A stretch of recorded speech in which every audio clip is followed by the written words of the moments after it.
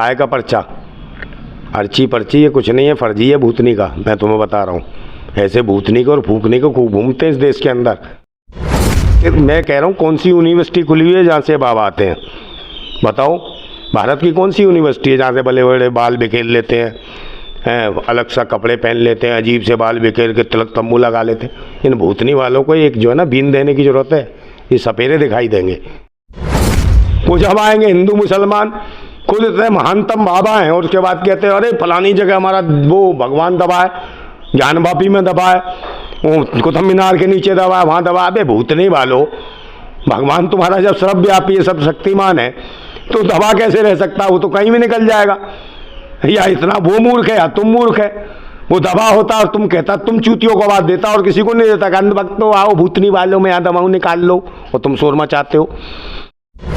रामराज नहीं, पोषाण युग में पहुंच जाओगे, निर्वस्त्र घूमोगे, हड़प्पा से पहले की संस्कृति में पहुंच जाओगे। नंगप्पा संस्कृति, हड़प्पा से पहले आती नंगम्पा, समझे? उस संस्कृति में पहुंच जाएंगे, समझे? जब तो पत्ते अत्ते भी नहीं पहनते थे लोग।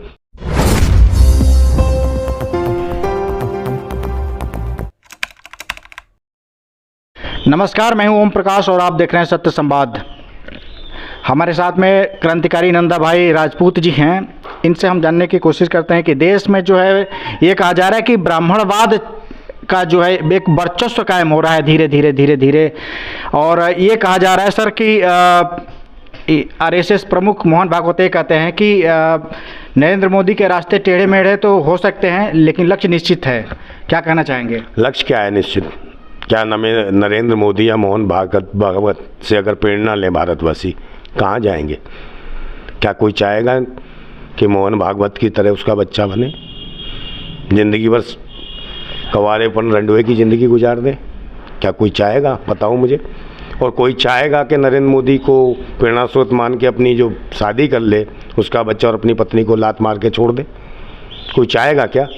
अगर वाकई ही इनको प्रेरणा स्रोत मानते हैं जो लोग, इसे अनुयायी समझते हैं, तो देश हित में पत्नी छोड़ दिया। हाँ, तो देश हित में मुझे लगता है जितने अंधभक्त हैं, जितने इनको मानते हैं प्रेरणा स्रोत, वो अपनी पत्नियां छोड़ दें, और जो बच्चे जिन्होंने शादी नहीं की है अभी, वो शादी ना करें जीवन भर, कच्चा पहन के घूमें, तो कहीं ना कहीं प्रेरणा होगी।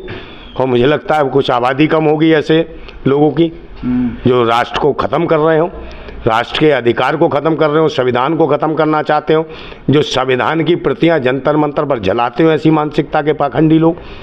तो हम ऐसे लोगों का विरोध करते हैं, समझे नहीं? हम राष्ट्रवाद सर बनाने के लिए ये बाबा बागेश्वर धाम के जो वो हैं धीरेन्द्र शास्त्री जी आगे आ रहे हैं कि तुम मुझे समर्थन दो, मैं तुम्हें हिंदू राष्ट्र दूंगा। काय का बाबा है? काय का बाबा है? पर्चा निकालते हैं बाबा। काय का पर्चा, अर्ची पर्ची ये कुछ नहीं है, फर्जी है भूतनी का। मैं तुम्हें बता रहा हूँ, ऐसे भूतनी को और फूकनी को खूब घूमते हैं इस देश के अंदर। उठाई गिरे, इनसे मेहनत होती नहीं, रिक्शा इनसे नहीं चलाया जाए, खेती इनसे नहीं हो, फावड़ा इनसे नहीं चलेगा, शिक्षित ये नहीं, पढ़ ये नहीं सकते हैं, अनपढ़ और अशिक्षित। मैं कह रहा हूँ कौन सी यूनिवर्सिटी खुली हुई है जहाँ से बाबा आते हैं? बताओ, भारत की कौन सी यूनिवर्सिटी है जहाँ से बड़े बड़े बाल बिखेर लेते हैं, अलग सा कपड़े पहन लेते हैं, अजीब से बाल बिखेर के तिलक तंबू लगा लेते हैं। इन भूतनी वालों को एक जो है ना बीन देने की ज़रूरत है। ये सपेरे दिखाई देंगे और तुम इन्हें बाबा बता रहे हो। तो ये भिखमंगे हैं, हमारे दया दान पे पलने वाले भिखारी। ये किसकी पर्ची निकालेंगे? अगर हम लोग दया दान ना करें तो ये भूखे मर जाएंगे। कौन देखेगा इन्हें?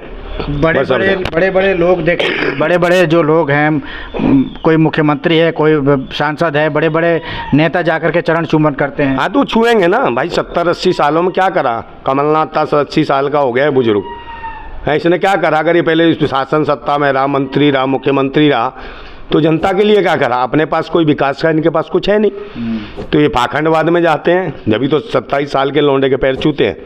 तो इन्होंने दिया क्या देश को? खुद ही पैरों में पड़े हैं 26-27 साल के लौंडे के में। तो ये क्या राष्ट्र को देंगे भूतनी के? इनका तो कम से कम रजिस्ट्रेशन कराओ, इसमें कहते हैं निगमबोध घाट में, और वहीं जाएं लकड़ियों पे बुक करा के और रिलेट के आग लगा के मर जाएं। इस राष्ट्र के लिए कलंक है, बोझ है ये लोग। इससे ऐसों से भारत चलेगा, ऐसे वो शिवराज सिंह है सब बाबा। ये बाबा को एक ये बहुत सारे तो ये वो वाले नेता हैं जो कहीं ना कहीं आसाराम बापू के चरण वंदना करते थे। अब आसाराम का वो भी हिंदू राष्ट्र की बात करता था कि हिंदू धर्म की रक्षा करूँ। आज उसकी रक्षा कौन कर रहा है? जेल की दीवारें रक्षा कर रही हैं उस बाबा की, जो कहता था बत्ती बुझा लो, बत्ती जला दो, बत्ती बुझा दो, बत्ती जला दो, रोज़ नया कच्चा नारियल फोड़ेगा ये भूतनी का। बहन बेटियों को कच्चा नारियल कहता था ये। इसके खिलाफ मैंने आंदोलन किया, मैं आपको बताऊं। मैं गृह मंत्री के घर में घुस गया, आंदोलन किया, रातों रात इसको गिरफ्त कराया। आज उस दिन का दिन है और आज दिन का दिन है, इसकी जमानत नहीं हुई, खुल छुटा नहीं है। और उसमें मेरे पे मुकदमा लगा था पटियाला हाउस कोर्ट से, मैंने आंदोलन किया था। तो हम जो छापामार कार्रवाई के तहत काम करते हैं, क्रांतिकारी है, ढोंग पाखंड और देश के संविधान के साथ जो मजाक करेगा, उसके साथ खिलवाड़ करेगा, उसे बर्दाश्त नहीं करेंगे। हम क्रांतिकारी लोग हैं और मैं बार बार कह रहा हूँ कि हम तो क्रांतिकारियों के मिशन के लोग हैं, संविधान के मिशन के लोग हैं।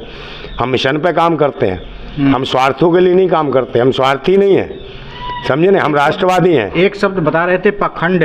हाँ, पाखंड का मतलब क्या होता है सर? पाखंड जो होता है नौटंकी, पाखंड जो ईंट पत्थरों में जो अंधविश्वास पैदा करते हैं, गोबर के नाम पे लोग गोबर तक खिला रहे हैं। देखा नहीं अंधभक्त जैसे कैसे खाते हैं RSS के लड्डू बना बना कर वीडियो बनाते हैं, ये गोबर खा के दिखाते हैं, बड़ा टेस्टी, बड़ा स्वाद है। वहीं मुंह पे वहाँ जो कहते हैं ना, पिछवाड़े पे खड़े हो जाते हैं गाय के और वहीं पीते हैं पेशाब। तो पेशाब को ये कहते हैं अमृत है, तो इन्हें ज़रूरत क्या है रोटी वोटी खाने की, गोबर ही खाया करें, समझे नहीं। तो ऐसे गोबर खाने वालों से राष्ट्र कहाँ बढ़ेगा। और गोबर एक दिन के बाद जो है सूख भी जाता है, तो इनके खोपड़े में सूख गया है, कितने आग लग जाएगी खोपड़े में और ये ख़त्म हो जाएंगे, समझे नहीं। इससे कुछ नहीं होगा।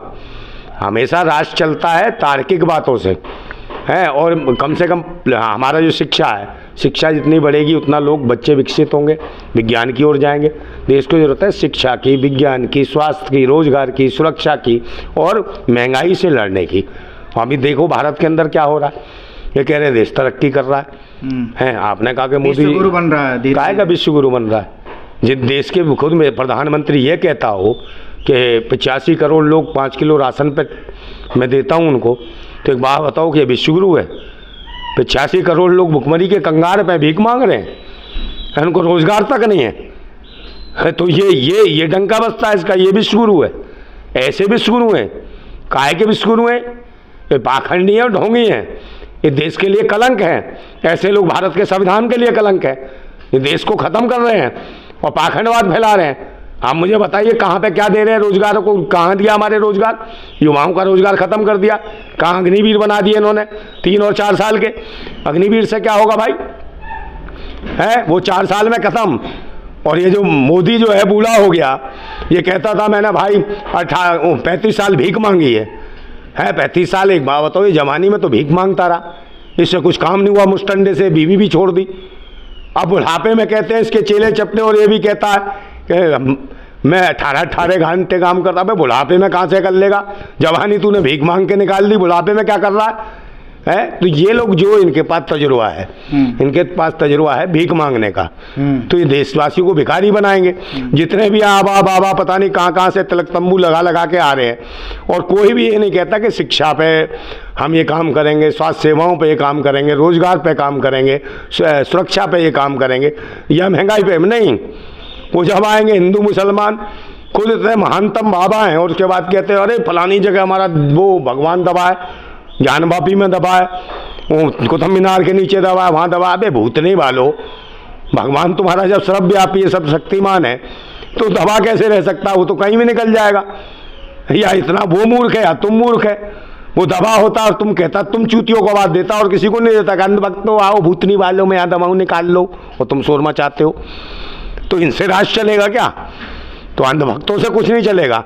ये जो लोग हैं, जितने लोग हैं जो सामंतवादी व्यवस्था, सामंतवादी मानसिकता के लोग हैं, जो साम्राज्यवाद की स्थापना करना चाहते हैं, इनकी मानसिकता होती है कि हम लोग भूतकाल की बातें बताएं, इनको भविष्य के सपने दिखाएं। भूत और भविष्य में फंसा के रखना चाहते हैं कांग्रेस के और भाजपा के लोग, ये RSS के ही लोग हैं सब। ये भूत और भविष्य की बात करते हैं और आपका वर्तमान लूट रहे हैं, जबकि हमें ज़रूरत है वर्तमान का मतलब होता है वास्तविकता, समझे नहीं। वास्तविकता पे क्या चल रहा है, वास्तविकता में इस टाइम क्या चल रहा है वर्तमान पे हमें लड़ने की ज़रूरत है। हम आज वर्तमान अपना सुधार लेंगे तो भविष्य हमारा निश्चित सही हो जाएगा। मगर ये भविष्य की बात करके आपका वर्तमान लूट रहे हैं, तो भविष्य तो कभी ठीक नहीं होने वाला। भविष्य में जरूर नंगे पुंगे घूमोगे, रामराज नहीं, पोषाण युग में पहुंच जाओगे, निर्वस्त्र घूमोगे, हड़प्पा से पहले की संस्कृति में पहुंच जाओगे, नंगप्पा संस्कृति, हड़प्पा से पहले आती नंगम्पा, समझे, उस संस्कृति में पहुंच जाएंगे। समझे, जब तो पत्ते अत्ते भी नहीं पहनते थे लोग, ऐसे घूमेंगे।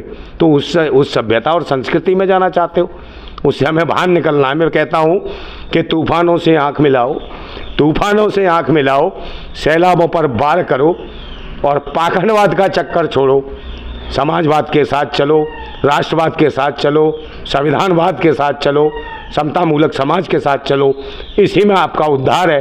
अन्यथा सब बेकार है, ये सब बेकार है, व्यभिचारी हैं, बलात्कारी हैं, भ्रष्टाचारी हैं। भाजपा का मतलब है बलात्कारी जनता पार्टी। सभी जानते हैं जैसा क्या हुआ है मणिपुर में, है। देश की मेन मिस्ट्री मीडिया कहीं इजराइल पहुंच जाती है, कहीं उस बागेश्वर पाखंडी के पास पहुंच जाती है, भूतनी वाले के पास, मगर मणिपुर में बहन बेटियों को निर्वस्त्र दौड़ाया जाता है, सेना के पूर्व सैनिक की पत्नी को निर्वस्त्र दौड़ाया जाता है, उसके गुप्तांगों को छेड़ा जाता है, उसका बलात्कार किया जाता है सामूहिक रूप से, तब इनकी माँ मर जाती है। ना मेन मिस्ट्री मीडिया जाती, ना सरकार बोलती, ना कोई नहीं बोलता। तब हिंदू मुस्लिम की जगह कोई नहीं बोलता कि बहन बेटी का सम्मान बचाना है। तो हम जो क्रांतिकारी हैं, जो वास्तविकता में हम ध्यान रखते हैं, लोग कहते हैं हम नास्तिक हैं, हम किसी को नहीं मानते। नास्तिक नहीं है, हम लोग आस्तिक हैं। हमारी आस्था बहन बेटियों में है, हमारी आस्था संविधान में है, लोकतंत्र में है, देश में है, छोटे छोटे बच्चों में है, इस राष्ट्र में है। इसको आगे उन्नति की ओर ले जाना है, शिक्षा की ओर ले जाना है, विज्ञान की ओर ले जाना है, इसमें आस्था है हमारी। हमारी आस्था ईंट पत्थरों में नहीं है, पाखंड में नहीं है, टीके तिलक तंबू चुटिया में आस्था नहीं है।